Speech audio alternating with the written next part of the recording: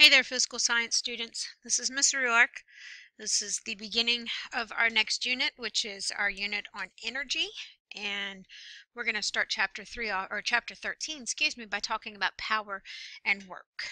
All right, so what is work? Well, most of you know work to be something that your parents make you do, or if you're even, old enough or you're allowed to, you have a job and you do work in exchange for money, right? Well, the scientific definition of the word work is the transfer of energy to an object by force that causes the object to move in direction of the force. Okay, so work, that cursive looking W, that slanted W, is equal to force times direction. So W is equal to F times D. Okay, an object that's not moving, well, W is going to be equal to 0. It has no work because it's standing still. Right? Okay, work is going to be measured in joules, Joules. Okay, the abbreviation for a joule is a capital J. And we have seen joules. So let's say, actually we haven't seen joules yet. We've seen newtons. So let's talk about how joule fares with everything else that we've talked about so far. Well, we know that 1 joule is equal to 1 newton, which is what we measure force in, times mass. And that's going to be the same thing as 1 kilogram times meters squared over seconds squared. Okay? And just to make this a little more relevant for you, it takes 1 joule of work to lift an apple, which is approximately 1 newton, from down at the side, at your side, up to the top of your head, which is approximately about 1 meter. Okay. All right, so how do we use this equation? Well, let's imagine a father's playing with his daughter by lifting her repeatedly in the air. We want to know how much work does he do with each lift if he lifts her 2.0 meters and exerts an average force of 190 newtons. All right, well, let's analyze this question first. What's all the information that we need to know? Well, by lifting her, we know that that gives us a direction, right? Tells us she's going up. Okay, they want to know how much work. So we're going to circle that, and it's work. So we put a W. And he's lifting her 2.0 meters, which is our distance, and exerts an average force of 190 newtons. So that'll be our force. All right, well, here's our equation. Work is equal to force times distance, and so we just have to plug in distance and force. So 190 newtons times 2.0 meters. And then we plug that into the calculator. So 2 times 190 should give us 380. Well, here our units did not cancel, newtons and meters, so they end up as newtons times meters, which is the same thing as 380 joules. All right, so work, excuse me, is the transfer of energy, and power is going to be a measure of the rate at which work is done. So power and work are closely related. Okay, now rate comes back into play again because here we're talking about, well, in the last one we talked about velocity, which was a rate, and it was distance over time. And we said acceleration was a rate as well, which was the change in velocity over time. And since these are both rates, what do they have in common? Well, that time factor in there. Okay, so power is going to be work divided by time. Okay, and because that time is there and it's being divided by time, it indicates the rate. Okay. Power is measured in watts. It's a big W. It's the same, well, you would think it's the same as the W for work, but it's not. All right, 1 watt is the amount of power needed to do 1 joule of work in 1 second.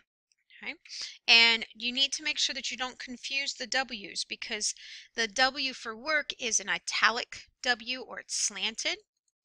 Okay, and the W for watts is just a regular W, so make sure you pay attention. And also, remember, this is a variable because it stands for something, and this is a unit because it goes along with a unit, or goes along with a measurement. All right, so how do we use this power to do a calculation? So lifting an elevator 18 meters takes 100 kilojoules. If doing so takes 20 seconds, what is the average power of the elevator during the process? All right, so let's analyze this. Lifting the elevator means that that's the direction. we're going to lift it 18 meters, which gives us our distance, and it'll take 100 kilojoules, so that is our work. Okay, if doing so takes 20 seconds, that's our time. What is the average power? So we're looking for power, P, of the elevator during this process. Okay, so we've analyzed it. We've circled and underlined everything, even if we don't need it. All right, so our equation, P is equal to W over T. Well, do we have a W? Yes, we do. We have one right here. Do we have a T? Yes, we do, right here. So everything else is just extra. It's fluff. All right, so we're going to plug that in, and we get 100,000 joules over 20 seconds. And you're like, but Ms. Ruark, this says 100 kilojoules, and that's 100,000 joules. Well, I converted from kilojoules to joules first. How did I do that? Remember, kids hate wrong saying. King Henry died by drinking chocolate milk. Okay, watts would be here. We move it over 1, 2, 3 times, which would give us, to go from watts to kilowatts, we move it backwards. If we wanted to go from kilowatts, 1, 2, 3 to watts, we add 3 zeros. All right, do the math, and you end up with 5,000 watts, or 5 kilowatts. All right, because we wanted to move it back 1, 2, 3, which gives us 5 kilowatts or 5,000 watts. Either one is fine. All right, machines and mechanical advantage. So which one would be easier?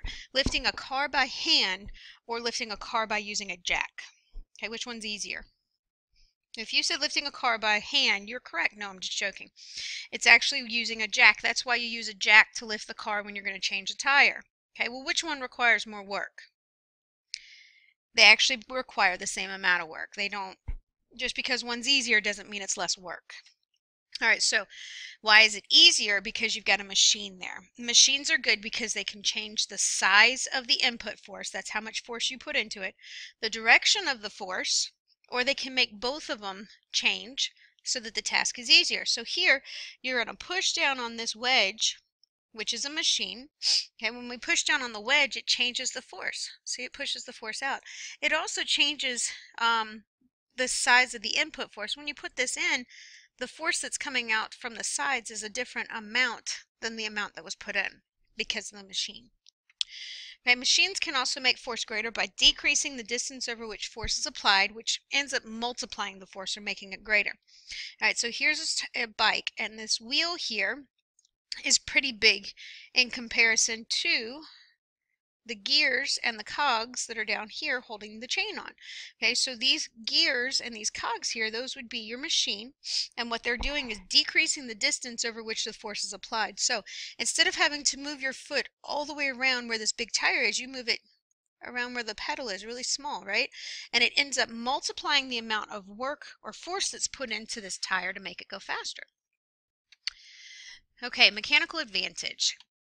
All right, mechanical advantage is a very important ratio, and it's a quantity that expresses how much a machine multiplies the force or multiplies the distance. Okay, there is an equation.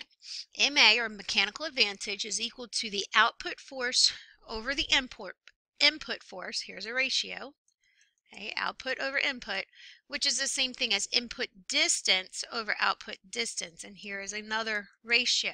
It doesn't matter which one you use. You can use both of them to calculate for your mechanical advantage. All right, so when people talk about a mechanical advantage for a machine, they use a number to show that advantage. If the mechanical advantage is larger than, okay, not larger than or equal to, but larger than is greater than, it multiplies the input force, so it makes the force that you're putting into it seem stronger. Okay, if the MA, or the mechanical advantage, is less than 1, it increases the distance and the speed as an outcome. All right, so how do we calculate this? Well, it says calculate the mechanical advantage of a ramp that's 5.0 meters long and 1.5 meters high. All right, so here's our ramp. It's 5.0 meters long and 1.5 meters high. And they want us to calculate the mechanical advantage. All right, so on this one, the input value, the amount that you're going of work that you're going to put in, is this right here. This is your input distance. Okay, that's the distance you'll cover, and the output distance, or what's going to be helped, is going to be this small distance here. Okay, so the input distance, the amount of distance you cover with your energy that you're putting in, is 5.0. The output distance, or what's going to happen based on the amount of work that you're doing, is the output, and it's 1.5. So we take the input, which is 5.0, and we put that over 1.5, and we end up with 3.33. Well, now 3.33, is it greater than or less than 1? Well, it's greater than 1, which means that this is going to multiply the input force. Multiply, oh, I'm running out of space there. The input force. There we go. All right, different forces can do the same amount of work. So if we were to pick up a box, okay, the distance we need to pick up that box right here is 1 meter. So we're going from the ground to the back of the truck is 1 meter. Well, the force that's needed to pick that box up is 225 newtons.